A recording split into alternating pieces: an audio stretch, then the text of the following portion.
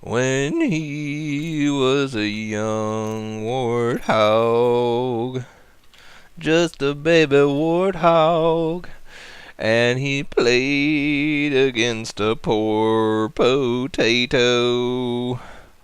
Little frowny face. That's the cutest frowny face I ever done saw.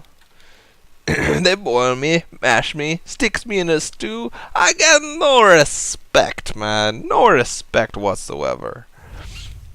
And I assure you, and I am sure myself, that he pulled on his collar with his finger as he said such things, because no respect, you tell him. No respect. So I have made a double racks, because 2 racks opening is extra dextra solid, extra dextra, and this is 12-14 racks, not 11-11, because I am not the type of man that wants to risk the entire game on hoping that my opponent, doesn't do 14 hatch, 14 pool.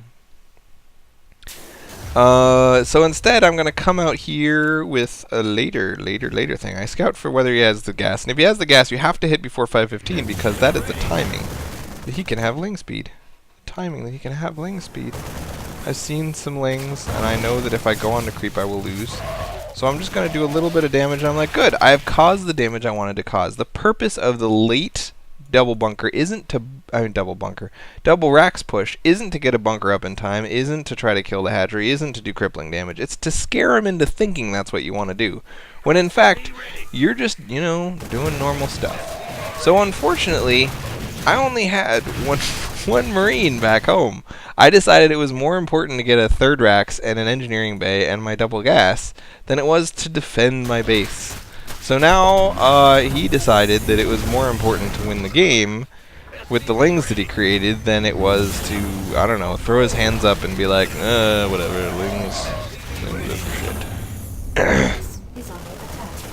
So dude, speedling map control is awesome, but it's only awesome if your opponent is too stupid to make a bunker and put marines in it.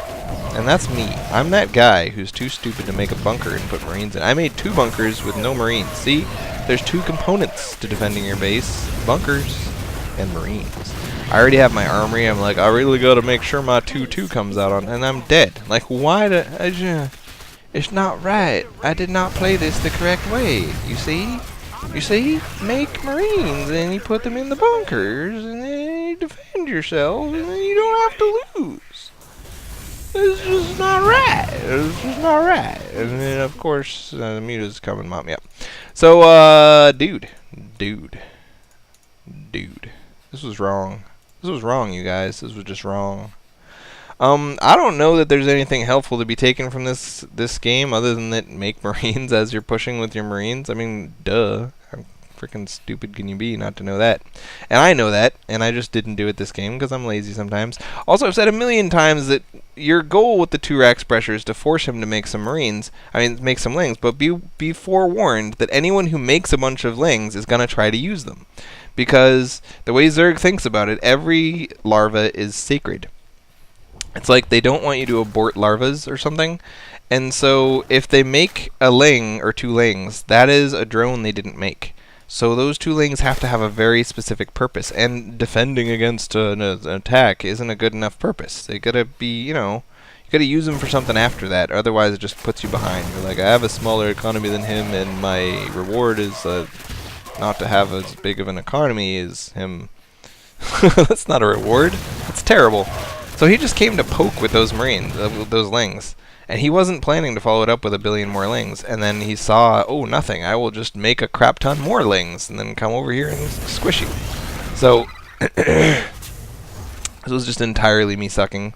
And there's nothing better to say about it than that. I suck sometimes. It's okay, guys.